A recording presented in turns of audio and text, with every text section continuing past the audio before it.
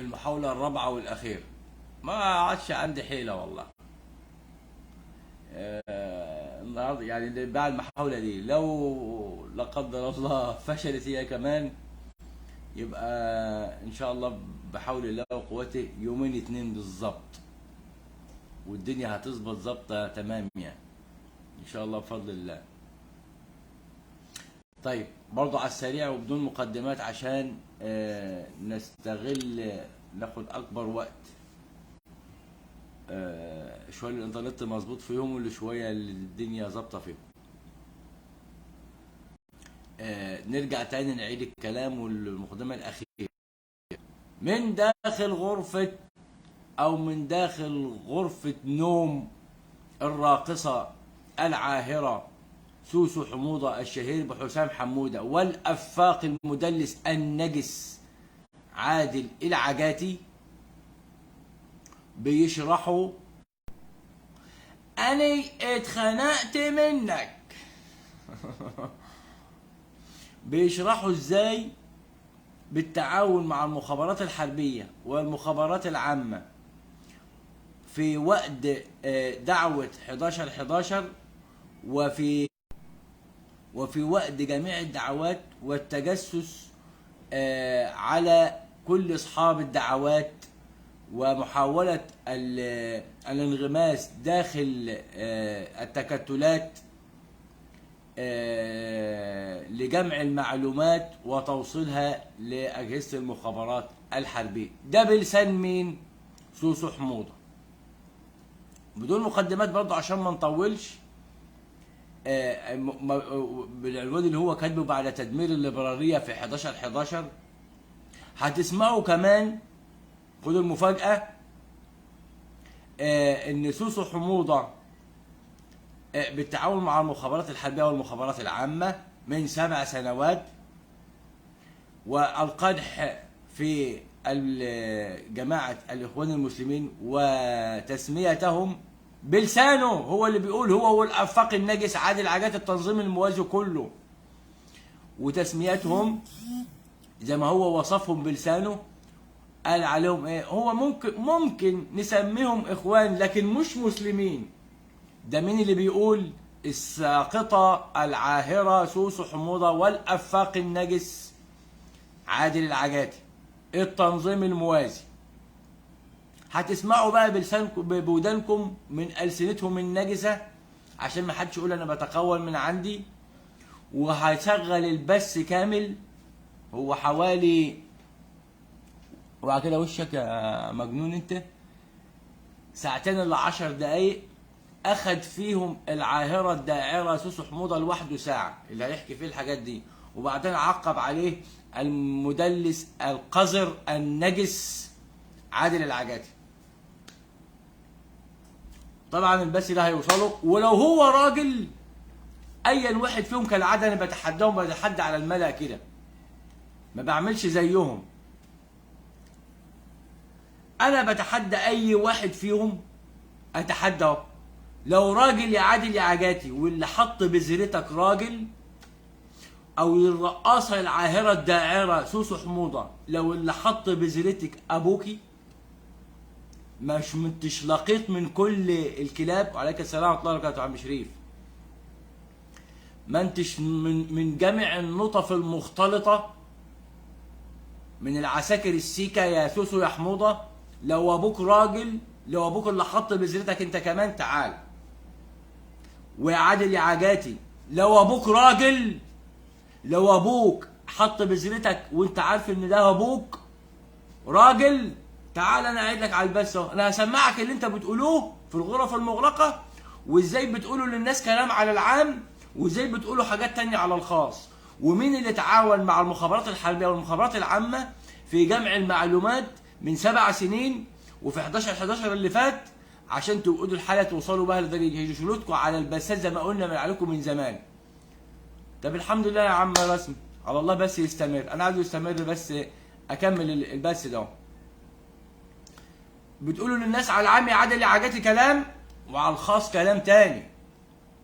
وهسمع الناس انتوا كنتوا بتقولوا ايه. تعال يا شرموطه، وعليك السلام ورحمه الله وبركاته.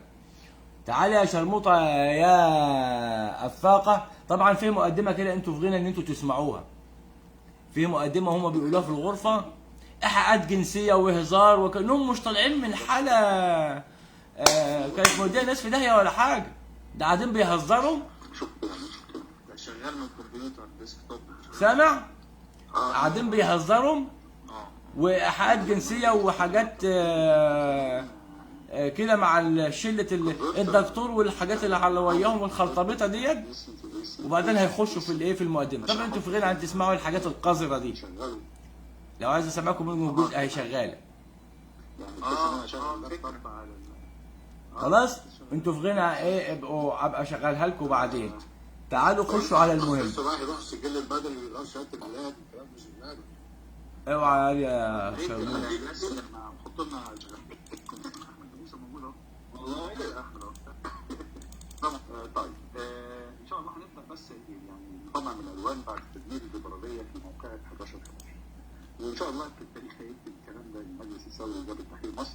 طيب حد اوعى يا شرموطه، لو صوت سوسو حموضه واضح قولوا له واضح. ما كانش هقرب المايك او اجيب السماعه زي يكون شغاله، بس اقرب المايك على صوت الجهاز. بسم الله الرحمن الرحيم. هشغل ثاني وقولوا له صوت سوسو حموضه واضح ولا لا.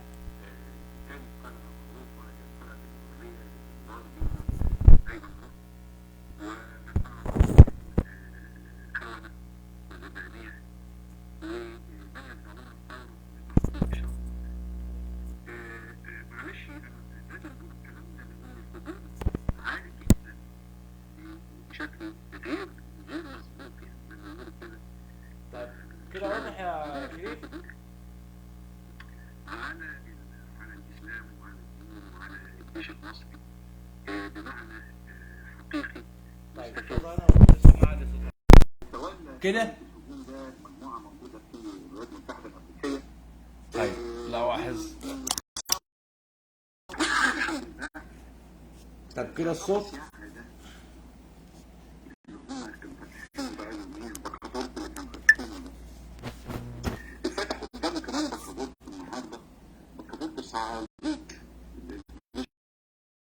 والحراميه بتوع الجيش المصري ووصلوا بالصحابي كانوا فاتحينها.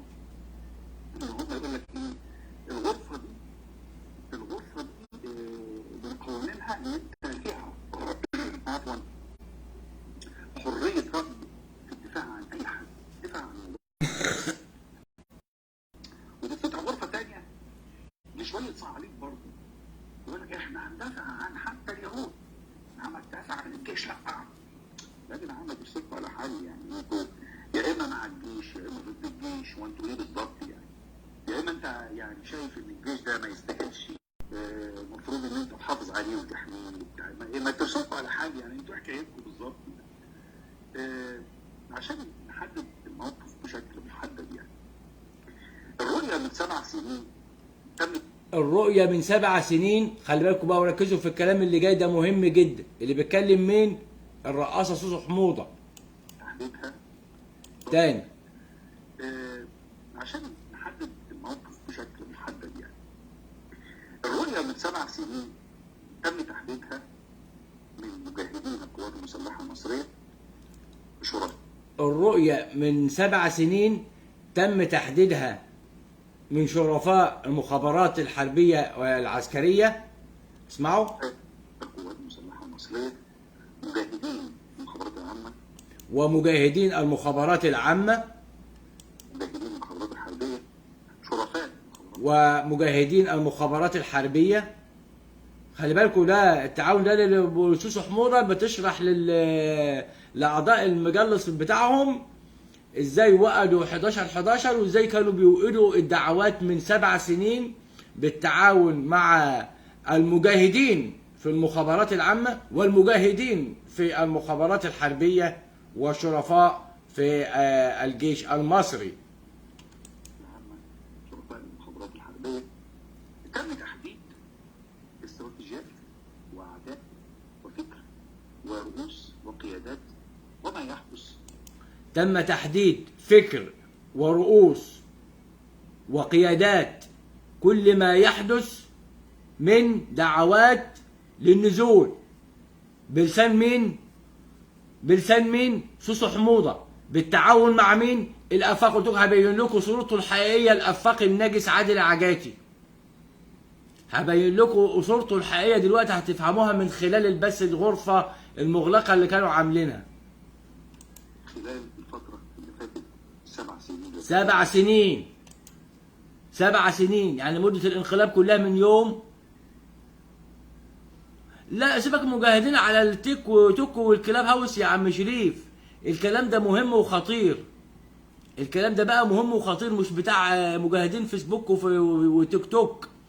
ده لما حسام حمودة يطلع يقول تم تحديد الوجهة من 7 سنين بالتعاون مع المجاهدين المخابرات الحربية والمجاهدين المخابرات العامة. لأن كلام كتير وكلام وفيه مصايب جاية هتتقال دلوقتي في تحديد قيادات ودعوات وأفكار كل اللي موجودين على الساحة. يبقى الموضوع متخطط له ومتنظم له عشان يوصل للحالة دي، عشان يوصل للعنوان اللي هو كاتبه بعد تدمير الإبراهيم في 11/11. ولما يوصف الإخوان بأنهم مش مسلمين، يبقى المجاهدين بتوع المخابرات العامة والمخابرات الحربية اللي بالتعاون مع تنظيم الموازي اللي عاملينه المجلس الثوري سوسو حموضة وعادل عجاتي هم المسلمين. يبقى دول مش مسلمين، يبقى هم دول المسلمين اللي خايفين على البلد. عشان كده بيرصدوا الحالة أول بأول، أفكار وتوجهات وقادة ورؤوس الدعوات على حسب اللي هو بيقوله بلسانه. الصوت واضح قولوا لي واضح، مش واضح هأجل البث. غسل عقول في توجيه الناس لحالة معينة اللي هي وصلت لها. لا يا عم رسمي، شوف احنا بنقول الكلام ده من كام سنة للحالة اللي الناس توصل بها دلوقتي. واللي يأكد كلمتك دي يا عم رسمي ايه كمان؟ الجملة الخطيرة اللي قالها الطاغوت مصر في يوم افتتاح المنصورة الجديدة. قال جملة في غاية الخطورة، هي ملخص الحالة اللي حصلت دي شوية. هي ملخص اللي حصل ده اهو بالظبط. ليه؟ قال ايه العرصيسي؟ عشان يعرفك ان هم اللي كانوا بيصنعوا الحالة زي ما سوسو حموضة. ده بيأكد كلام سوسو حموضة. بيقول للناس ايه؟ وديكوا شايفين كل شويه يعملوا لكم بيضحكوا عليكم ويقولوا لكم هننزل 11/11 وهننزل 25 وعمالين كده من زمان. بيقول ايه؟ ان سيبكم كل الكلام اللي بيقولوه كده، مفيش كلام، لا بيعملوا دعوات ولا بيعملوا حاجه ولا بيعملوا ثوره، ده بيضحكوا عليكم. وهو ده بيأكد اللي هم الانجاز دول اللي تنظيم الموازي بيعملوا. يصنع حاله وهميه عند الناس ويعمل حاله دعويه. النظام نفسه وإعلامه كان بيخدم عليها عشان يديها حالة الزخم اللي هم نفسهم بيقولوا. عادل العجاتي النجس ده بنفسه بيقول إن عمره ما شاف حالة زخم لدعوة قد 11/11. طب دي حجة لكم ولا عليكم؟ عجاتي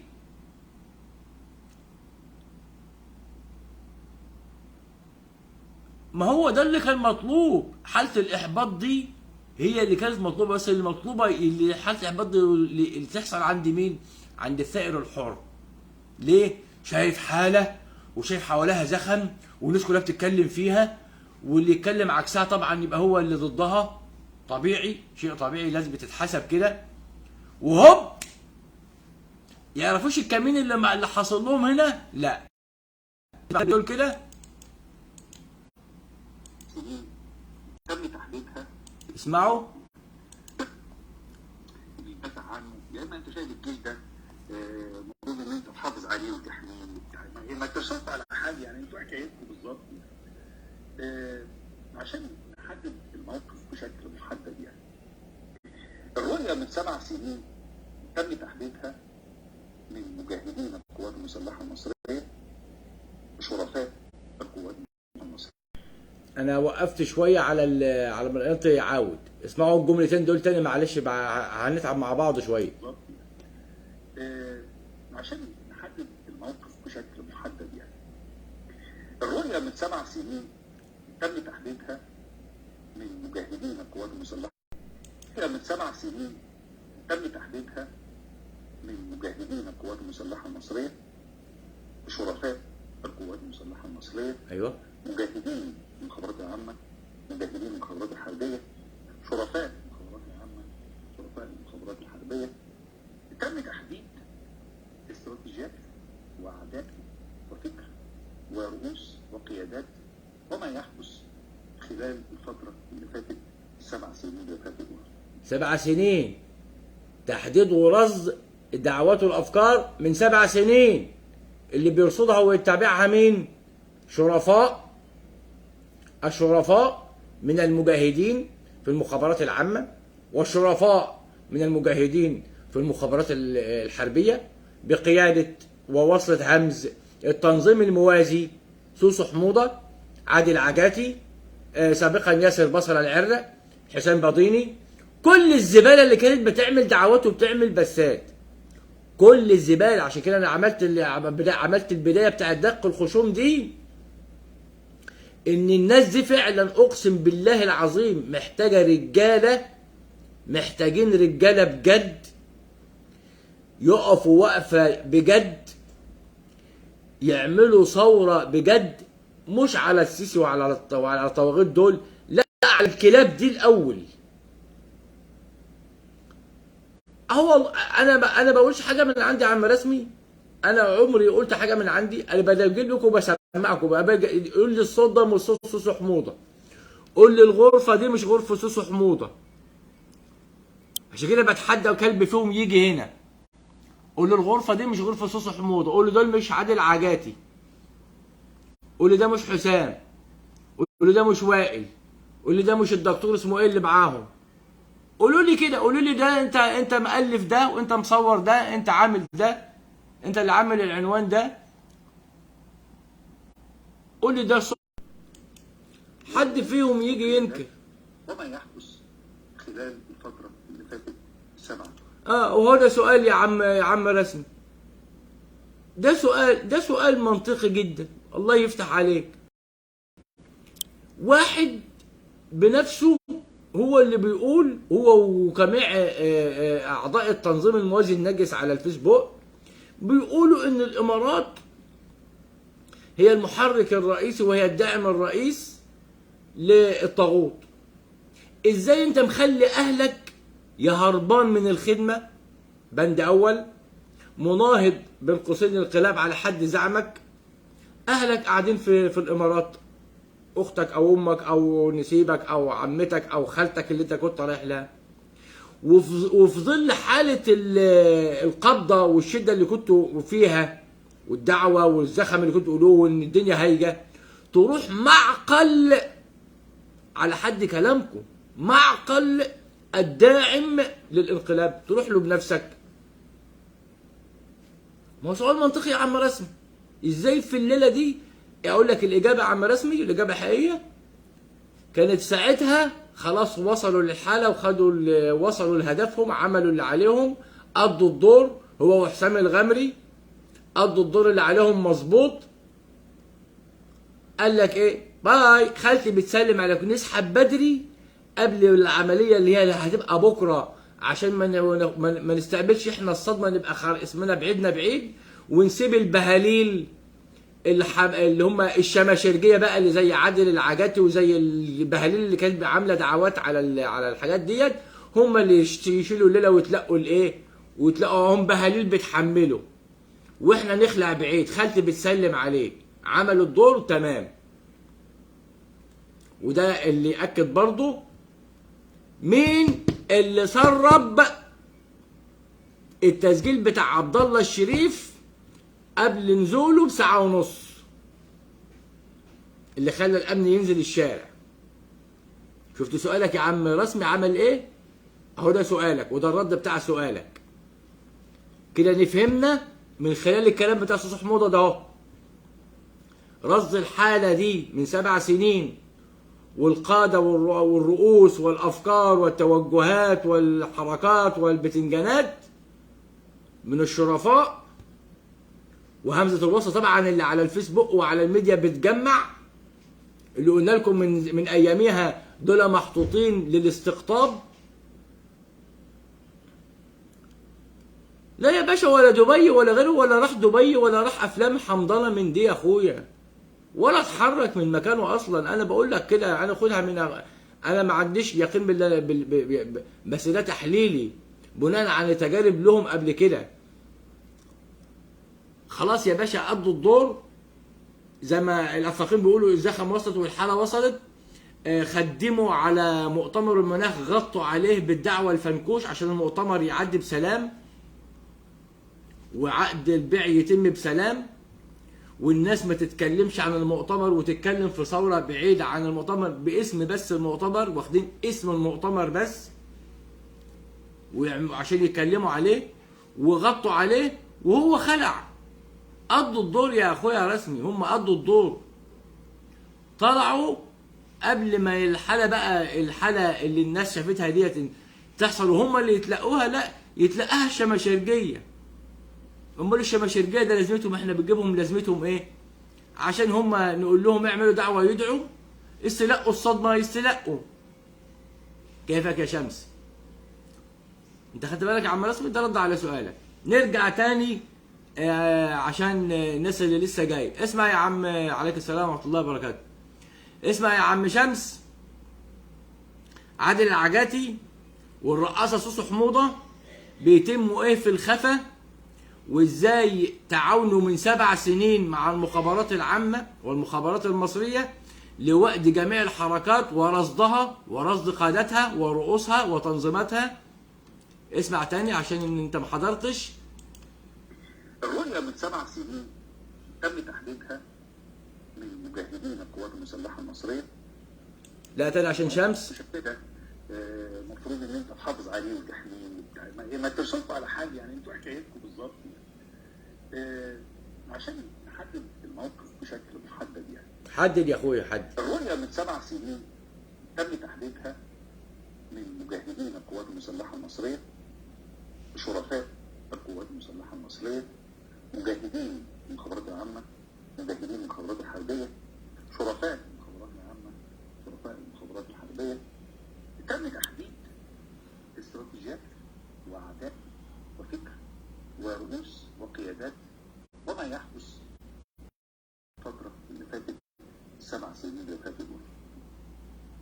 وكان الاستراتيجية المبنية للمجاهدين ان هو يبدأ يحدد مين اللي بيدير المشهد، من يضع قميص زي ما بيقول كده. وكانت الرؤية تحت. اسمع يا عم شمس، اسمعوا يا رجالة، يا مؤيدين العجاتي، يا مطبلاتية، يا مطبلاتية الثورة، أيها الثائر البغل، أيها الثائر الخروف، أيها الثائر المعزة.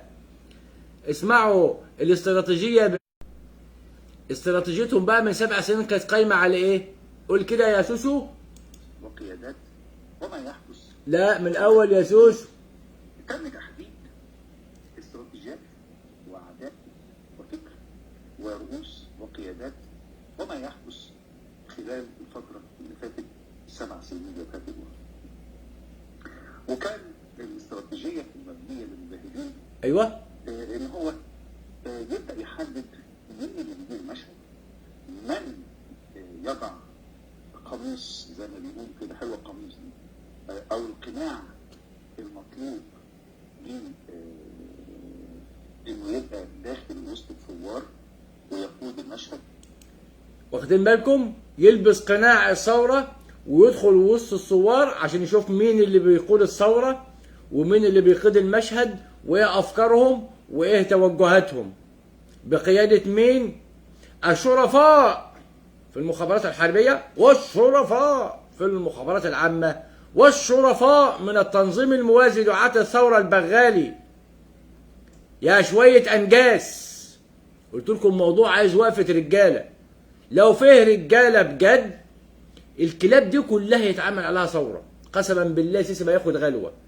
ابعدوا كلاب الفيسبوك وكلاب الدعوات، أي كلب ابن 60 شرموطة يطلع يقول عاوزين الناس تنزل تعمل ثورة الناس اللي تنزل تعمل اعرفوا ان ابن شرموطه تبع التنظيم الموازي النجس زي عادل العجاتي وزي سوسو حموضه زي الكلاب دي كلها، وزي اي كلب ابن 60 كلب كان بيعمل دعوه لثوره، كلهم ولاد 60 شرموطه، يوقعوا الصفحه يوقعوا الفيسبوك يحرقوه بجاز وسخ على دماغهم ولا يهمني. الموضوع عايز وقفه رجاله رجاله بجد. اي كلب ابن 60 كلب يطلع يقول لكم احنا عايزين الناس زي ما هيطلعوا تاني، كانوا عاملين 12 وطبعا عدت طبعا ما لهمش، بس هو واحد بيلمح كده الولد الشرموط ابن الشرموط اللي اسمه حسين بضيني، هيطلعوا لكم بعد شويه كده بس لما عارفين ان ذاكره الذبابه تشتغل والموضوع يبرد. ايه عاوزينكم في 25 يناير، عايزين ايه؟ عايزين الناس تنزل. اي واحد اول ما تسمعوه بيقول احنا عايزين الناس تنزل تعرفوا ابن شرموطه تبع الكلاب دي. اول حد يقول لك اول جمله كده احنا هنعمل دعوه عشان الناس هي اللي تنزل تعمل ثوره، تعرفوا ان ابن 60 احبه تبع الشراميط دي. وهو انا بسمعكم باللي بيتقال في الغرف المغلقه، ويطلع العجاتي البيان الاول ايه هيعمل ثوره. طب انت هتعمل ثوره وانتوا كاتبين بعد تدمير 11 واللي انتوا راصدينها من 7 سنين؟ انت بتشتغل نفسك يا عجاتي ولا انت بتفكر ان انتوا داخل الغرف المغلقه اللي محدش هيعرف يوصل لكم، او بتعتمدوا على ان انتوا لسه مقتنعين انكم بتخاطبوا شويه حمير، او انتوا بقى متاكدين ان الحمير اللي بيسمعوكم بيدافعوا عنكم دول كلكم تنظيم نجس زي ما احنا قلنا، كل دول لجان، كلهم لجان اللي بوصل البثات بتاعتكم للالافات والملايين المشاهدات دي، لجان بتخدم عشان تعمل حاله الزخم اللي انت نفسك بتقول عليها يا عجاتي. مش انت كنت عايز دليل على انهم انتوا امنجيه؟ بتقول كله كلام بيقولوا ما عندكش دليل. الدليل اهو يا عجاتي، الدليل اهو يا شرموط. لو راجل انا بقول لك وبتحداك اهو، لو راجل وما انتش ابن نطف مختلطه وما انتش ابن لقيط، ما انتش لقيط ابن لقيطه، تعال انا اهو على البث وانا هسمعك اللي انت بتقوله واللي حسام بيقوله واجهني بيه. قول انت مألفه، قول لي انت مزوره، قول لي بتقصه وتلزق اهو البث اهو كامل اهو يا شرموط. انا كنت بستغربك، كنت متصمم تلم الكلاب بتوع ياسر البصره وتهاجمونا ليه؟ كنت مستغربك في الاخيره دي، في اخر مكالمه لما انت عملت لي دعوه وحسام يقول لك ايه سيب لي بس المايك يا عادل اشتم امه شويه، وتقول له طيب طب انتوا شغالين يا انجاس يا ولاد الانجاس زي ما الحسوس وحموضه بتقول للدس وسط الثوار عشان تعرفوا التوجهات والافكار والرؤوس اللي بتدير والتوجهات واللي وراهم واللي قدامهم، عشان تبلغوا مين؟ مع التنسيق مع الشرفاء. يا شرموط يا شرموط انت واللي هيسيبك واللي هيسيب كلب بعد كده يطلع يقول دعوه يبقى شرموط زيك. اي شرموط يسيب الناس دي تاني تطلع تخدع الناس تاني باسم ثوره ويقول للناس انزلوا يبقى شرموط زيكم. والله ما هحل ده ولا هحل ده، عشان انا عايز الناس اللي بتطبل تطبل حلو. قول يا سوسو يا حموضه، خلينا في المهم تاني. القناع المطلوب من انه يبقى داخل وسط الثوار ويقود المشهد ويدعي الثوريه والكلام ده. تاني حاجه استراتيجيتهم دي الاهداف الرئيسيه اللي هم بيدوروا عليها. ايوه الدورات الرئيسيه ايه بقى؟ الهدف اللي انت بتدور عليه وعاوز توصل انت عايز توصل. ايوه انت عايز توصل لايه؟ الهدف الرئيسي ايه بقى يا سوسو يا حموضه اللي كنتوا بتدوروا عليه؟ سمع كده سمع كده الناس. تغيير في مصر وعاوز تبقى فيه حريه وعداله فعلا. انت عايز تعمل تغيير في مصر ويبقى في حريه وعداله؟ انت عايز تعمل كده يا سائر يا اللي على الفيسبوك؟ تعالى لي هنا عند تنظيم الموازي، انت عايز تعمل ده؟ ده الرئيس المهمه الرئيسيه بلسان الرقاصه سوسو حموضه اهو والعجاتي الافاق المدلل. قول يا عجاتي مش انت اللي في البتاع ده؟ عشان التسجيل بعد منك انت اللي هتعقب اول واحد بعد الرقاصه. يا اللي جاي تلمع في ايمن نور النهارده الصبح وعايز تنط بقى من على سرير سوسو حموضه، تروح تنط شويه على سرير ايمن لمبه. ما انت طلعت ابن رقاصه زي سوسو حموضه بتلعب على كل الاسره. نزلت من على سرير ياسر بصره، رحت نمت على سرير محمد علي، رحت نمت على سرير نرمين، رحت نمت على سرير سوسو حموضه. انت شرموط، انت كمان بتنام على كل الاسره. ايوه انت يا عادل يا عاداتي، ايوه انت شرموط زي سوسو حموضه، شرموط على كل الاسره. راجل انا قاعد لك على البث اهو، راجل ابوك اللي حط بذرتك، انا على البث اهو، انا والبث والماده بتاعتكم وغرفتكم النجسه اهي، ونفصل مع بعض والناس تحكم. نشوف انتوا بقى كنتوا شغالين من 7 سنين زي ما كنا بنقول بالظبط اللي انتوا بتشرحوه دلوقتي، واتهامكم ان الاخوان مش مسلمين. لا انت اللي مسلم يا عجات، انت وسوسو، والاخوان مش مسلمين والناس ديت وافكارها ولا لا، والناس تحكم بيني وبينك. خايف ليه؟ خايف ليه؟ انا بتحداك اهو، وبتحدى اي ابن شرموطه فيكم، اي خنزير من اعلاكم لادناكم عمل في الدعوات دي من 7 سنين للان، بتحداه. لان عندي ماده كل واحد، وعندي كل نفس اتنفسته يا اولاد الشراميط. لو فيكوا راجل، لو فيكوا راجل، الحجاج لها. تعالوا كلكم مجتمعين، انا لكم بفضل الله، انا لكم بفضل الله. ده لو فيكوا راجل، ده لو انتوا مش حاسين ان انتوا مجرمين. شوف التحدي، لو مش حاسين ان انتوا مجرمين واولاد 60 شرموطه، تعال قول يا سوسو. ولا انت بتعمل ايه بالظبط؟ ولا انت بتعمل ايه بالظبط؟ النظام بتاع السيسي العسكري، ولا انت بتحافظ على النظام الليبرالي اللي موجود؟ فكان حقيقه دراسه محتاجه بحث بعمق، لان في حوالي اكثر من طرف موجود في الثوره المصريه بيواجه بعضه، وبيواجه اساسا الشعب المصري. يعني هو اهم حاجه عنه الشعب المصري بيواجه. الثوره المصريه فيها اكتر من طرف، والمواجهه بين الاطراف دي زي كلام اللي السيسي قال بالظبط. مش السيسي قال نفس الجمل ديت الاسبوع اللي فات يوم الافتتاح؟ اكن يا سوسو يا حموضه ان الاطراف بتاع الثوره اللي موجوده واهدافهم هم اصلا في الاصل لمواجهه الشعب المصري.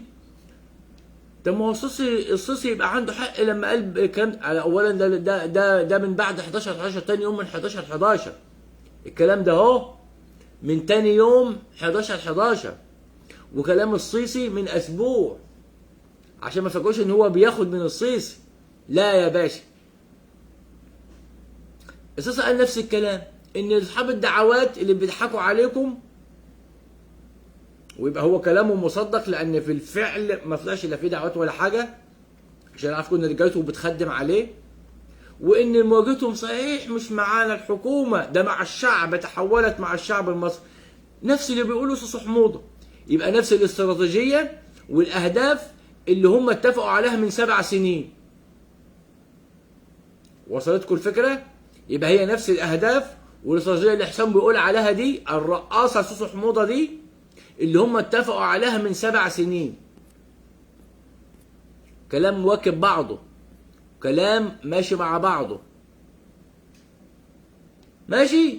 كملي يا سوسو. تسمع الجمله تاني كده؟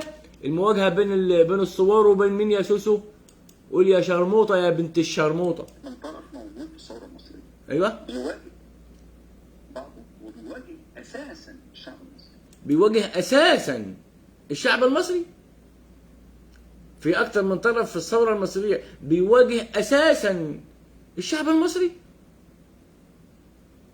انت بتتكلمي جد يا سوسو؟ عادل يا جاتي يا شرموط، انتوا بتتكلموا جد اكن الثوار دول اساسا بيواجهوا الشعب المصري؟ امال لما بتطلع يا شرموط بيان اول بيان تاني كنت بتواجه الشعب المصري يا شرموط؟ كنت بتطلع تمثل على الناس يا ابن العاهرة؟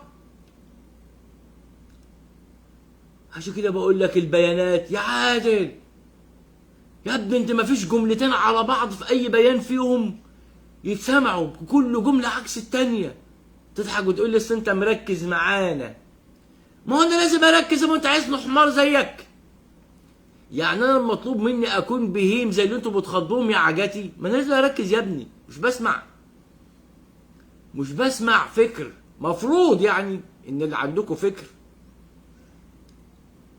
فهمت يا عجاتي ولا نقول كمان؟ قولوا بقى الدعوات واصحاب الدعوات والثوره اساسا واطراف الثوره في مواجهه الشعب المصري. لان في حوالي اكثر من طرف موجود في الثوره المصريه. بيواجه بعضه وبيواجه اساسا يعني هو اهم حاجه عنده في الشعب المصري. اهم حاجه عنده خلاصه القول في الجزئيه دي. ايوه. بعد وصولنا من القيادات دي او الناس اللي موجوده في دير المشهد، بعد وصولنا للقيادات دي والناس اللي بتدير المشهد، مين بقى اللي وصلنا للناس اللي بتدير المشهد؟ تنظيم الموازي اللي بيجمع وندس داخل الثوار وداخل الحركات وداخل الدعوات بالتعاون مع الشرفاء من المخابرات الحربيه والمخابرات العامه.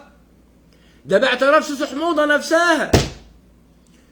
شفت بتحداك ازاي يا عادل يا عادات انت والشراميط التنظيم الموازي كلكم؟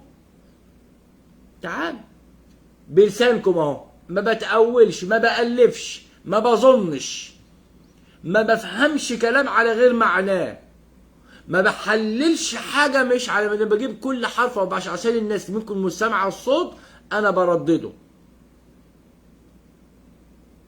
يعني ما بتقولش عليك، يعني مش باخد الكلام من لسانك وحلله على مزاجي وبعدين ابخه للناس تاني. هنسمع الناس تاني.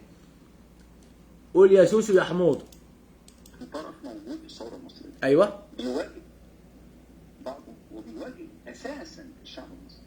يعني هو اهم حاجه عنده الشعب المصري. خلاصه القول في الجزئيه دي. ايوه. بعد وصولنا من القيادات دي او الناس اللي موجوده في دير المشهد، فكان مثال بسيط دايما نقول يدير المشهد على صفحات التواصل الاجتماعي والبلاتفورمز اللي كانت موجوده في الوقت ده وقويه. ده التوزيع اللي كان متوزع اللي هم رصدوه عشان يوصلوه للمخابرات المجاهدين الشرفاء المخابرات الحربيه. ده مين؟ سوسو حموضه وعادل عجاتي. يبقى شغلة ايمن نور، التنظيم بتاع ايمن نور، الجناح بتاع ايمن نور الاعلامي، يصنع عيال شراميط هيعملوا بسات، واللي يربط الجملة دي بإيه بقى يا رجالة؟ هرجعكم نربط بكم الأحداث تاني. علاقة الأفاق النجس ابن النجس البوسطجي الخاوي والكلب العاوي خنزير هولندا المدعو زورا محمد عبد الله وجميع الشماشرجية بقى، ممس بخروف، ثوري هرهطة 9 سعيد لكتع ابن لكتع. هو اما سعيد فطس على قلب اصحابه ولا لسه؟ الهي بحق جاه الايام المفترجه، الله لا يميتك يا سعيد يا بسيوني حتى ترى العذاب الاليم. اسال الله العلي القدير في هذا اليوم المبارك وفي هذه الساعه المباركه الا يميتك يا سعيد يا بسيوني حتى ترى العذاب الاليم. وشله الشماشرجيه دول يديروا العملية على الفيسبوك. ده الجناح اللي بيقولوا مين؟ سوسو حموضة. شخلان خولان زعبلان. وشيل الشماشرجيه بقى اللي خدمته المخدماتيه، بيت المخدماتيه، احمر شفايف وراح فين؟ قضى دوره ومشى. ضياء شمام النسوان قضى دوره ومشى. بصله قضى دوره ومشى. كل ده التنظيم الجناح الاعلامي اللي هيديره ايمن لمبه، ايمن نور، اللي عادل العجات النجس النهارده الصبح طالع على الكلب هاوس مع ادم جبر، عايز يلمعه عشان هو اللي يقود المشهد. ليه؟ اصل علاقته مع الغرب قويه، ممكن يروح الغرب يقول لهم السيسي وحش. طب ما الغرب كانوا عندكم بنفسهم، برؤسائهم، باعلامهم، بكاميراتهم، بصحافتهم، بتلفزيوناتهم، اللي انتوا ضحكتوا على الناس وقلت لهم لما في 11/11 الناس دي هتكون موجوده وهيمسكوا الصيصي يدلوا على قفاه ويقولوا له عيب كخه كده. سيب الناس بقى وسيب اتنحى عن الحكم. انت اهبل يا عجاتي؟ لا انت مش اهبل، انت تبع التنظيم الموازي النجس يا ابن النجس، يا ابن النجس. بشتمك اطلع هوهو ولم الكلاب ولم واطلع سرسع لك واعتمد على اللجان اللي معاك واعمل بس عشان تبين ان انت بقى ايه، شفتم بيهاجمون. يلا بخدم عليك اهو، بعمل لك حاله اهو يا عجاتي عشان تطلع تهوهو عليها يا عجاتي وتستغل السباب بقى وتقول لي شفتوا ما بيهاجموناش الامنجيه وبيهاجمونا. هاجموك على ايه يا شرموط يا ابن الشرموط؟ بنبين حقيقتك للناس اهو. مش انتوا محتاجين ادله؟ ادي الادله. قول يا شرموط. هي الفيسبوك وتويتر. ده مهمه ايمن نور. جيش متواصل مع جيش بيعمل على اداره البلاتفورمز كلها. اهو متواصل مع جيش بيعمل على اداره الميديا كلها. اسمعوا تاني، اسمعوا تاني، انا مش هفوت ولا حرف. على صفحات التواصل الاجتماعي والبلاتفورمز. اوعى تاني. المشهد خلاصه القول في الجزئيه دي بعد وصولنا القيادات دي او الناس اللي موجوده في المشهد، فكان مثال بسيط دايما نقول يدير المشهد على صفحات التواصل الاجتماعي والبلاتفورمز اللي كانت موجوده في الوقت ده وقويه اللي هي الفيسبوك وتويتر. ومع جيش متواصل مع جيش بيعمل على اداره البلاتفورمز كلها. وبيتم تحريك ايمن نور من خلال قيادات موجوده بره بتوجهه يشتغل ازاي. طبعا عرفتوا بقى انا لما بقول لكم الجيش اللي على البسات والارقام اللي على البسات والدعوات هي جيش لجان تبع النظام بيرأسها ويحركها ايمن لمبه والتنظيم الموازي. عرفتوا الجيش والارقام اللي بتبقى على البسات دي منين؟ دي اللجان، دي اللجان الحقيقيه. عرفتوا الارقام اللي على البسات بتاعتهم بتيجي منين؟ عرفتوا الوهم اللي بيصدروه لكم ان الناس اللي موجوده على البسات صور، مش صور ولا زفت. جيش الكتروني بالتنسيق مع زي ما سوسو بتقول مخابرات العامه والمخابرات الحربيه لايهام الناس ان في بجد حاله والناس زخم وموجودين ونازلين وبكره واللهم ثوره بصله 11 وعايز كده تطلع يسرسع زي العرسه الوالده والحاله زخم وانا اللي عملت الدعوه وانزلوا وانزلوا. جيش الكتروني هو اللي موجود على البسات اللي بيوصل الارقام اللي انتم بتشافوها دي عشان ايهام الثائر الحر بان الله ده صحيح، ده شوفنا احنا معانا صوركم ده، لا ده خلاص ده احنا وصلنا، ده الصيصي ركبه بتخبط على زحل، ده هيترعب اول ما صفاء تنزل الشارع وتهتف ضد العسكر. شفت الانجاز بيلعبوا بيكوا ازاي؟ عشان بقول لكم الموضوع خطير، والله العظيم الموضوع خطير ومحتاج وقفة رجال. ده لو انتوا عايزين تعملوا حاجة بجد، الموضوع عايز وقفة رجالة. لكل كلب، لكل خنزير ابن خنزيرة يطلع يعمل دعوة باسم ثورة ويحط فيها عنوان ان الشعب الاعزل المسكين اللي لا له في الطور ولا في الطحين هو اللي ينزل يعمل ثورة. تعرفوا ان شرموط ابن شرموطة، شفت كان بيتلعب بكوا ال7 سنين ازاي؟ شفت لما انا كنت بقول عزيز الثائر البغل الخروف سابقا المتحول الى معزة حاليا؟ شفتوا بيلعبوا، كانوا بيلعبوا بالناس ازاي، وبيلعبوا بعواطف وشغف الناس لعمل ثورة، بيلعبوا بيكوا ازاي؟ اعترافات من سوسو حموضة وعادل عجات النجس، ياخدوك من ثائر يسقط حكم العسكر للجيش شرفاء والشرطة شرفاء والقضاء شرفاء، ويحولوك من خروف لمعزة. فهمت يا خروف؟ فهمت يا خروف؟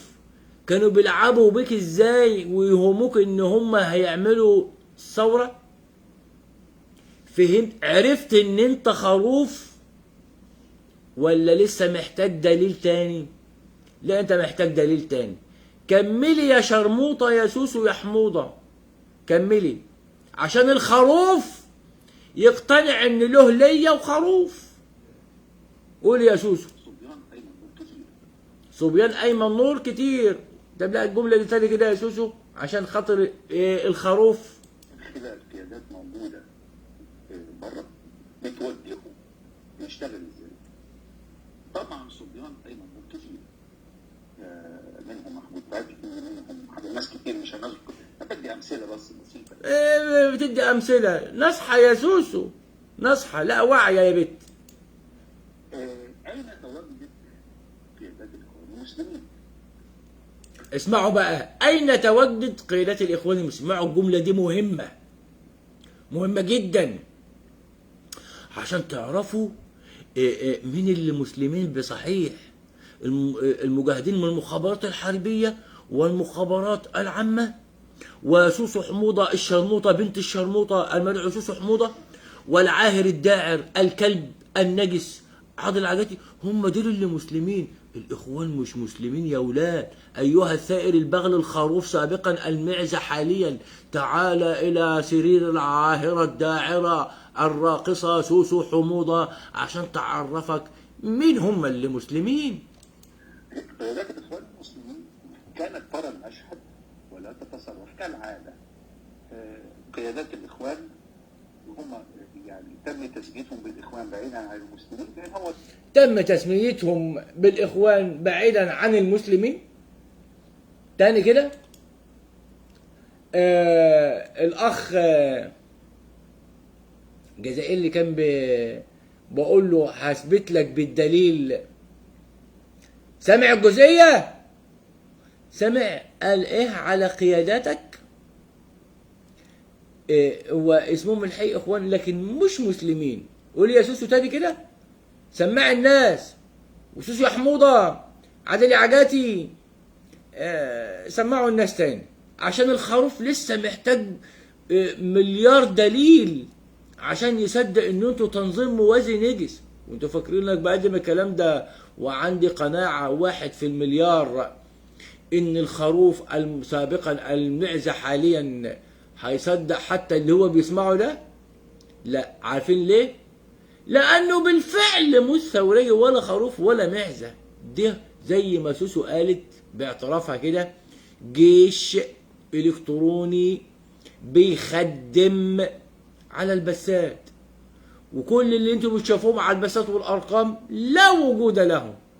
عشان كده بتحصل حتى الزخم، وبتحصل الدعوات، وبتوصل لكل الناس، وبتشوفوها منتشره على انت 24 ساعه في ال 24 ساعه، وبثات بالالاف، وفي النهايه النتيجه زيرو شمال. قول يا سوسو بقى قيادات الاخوان المسلمين فين من المشهد؟ ما بتحركوش كالعاده. ليه ما بتحركوش كالعاده يا سوسو؟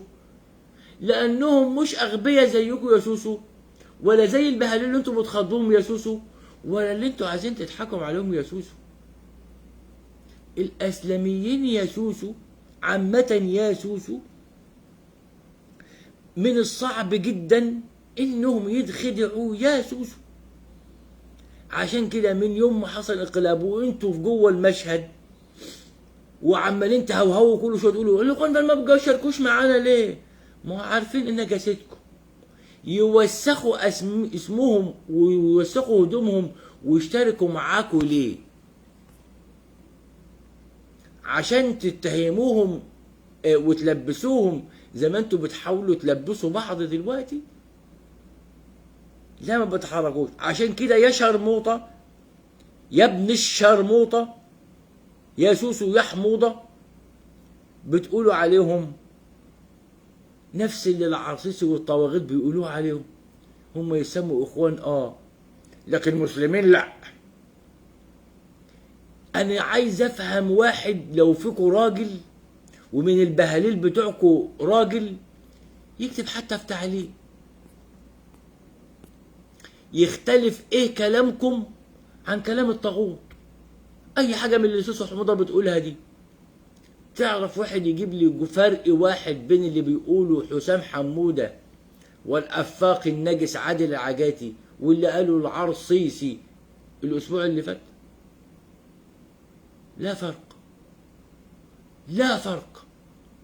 هوسكم وجنونكم من كل ما هو سمت اسلامي.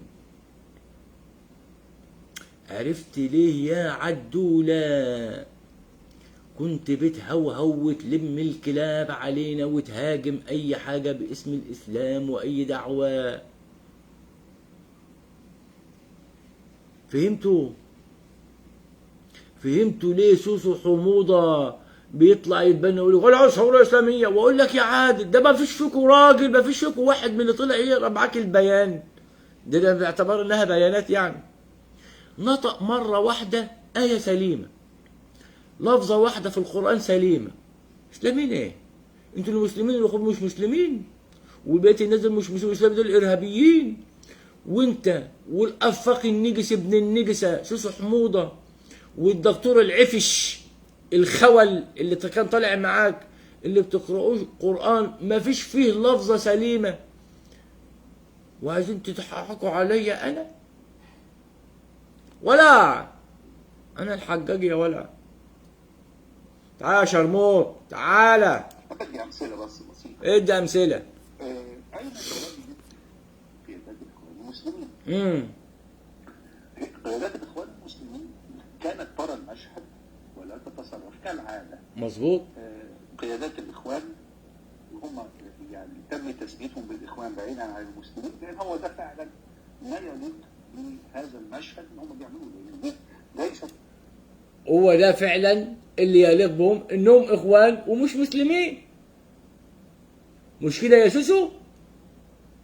ان الاخوان اللي يليق بهم فعلا ان هم اخوان ومش مسلمين. من اللي مسلم؟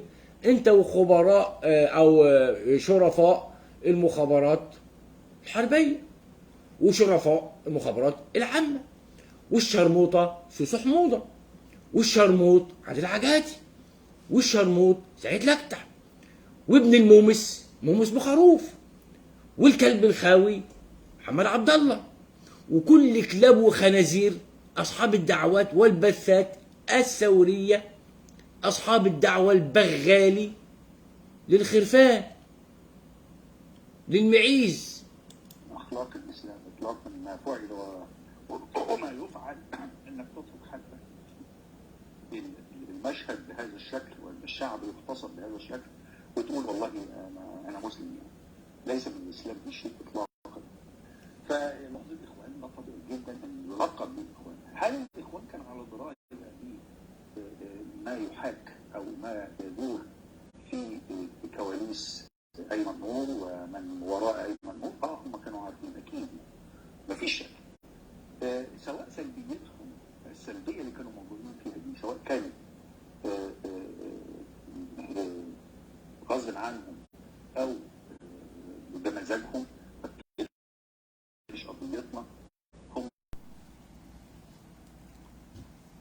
هم خارج المعادله، هم على علم ودرايه انا بصدق على كلامك يا سوسو يا حمود.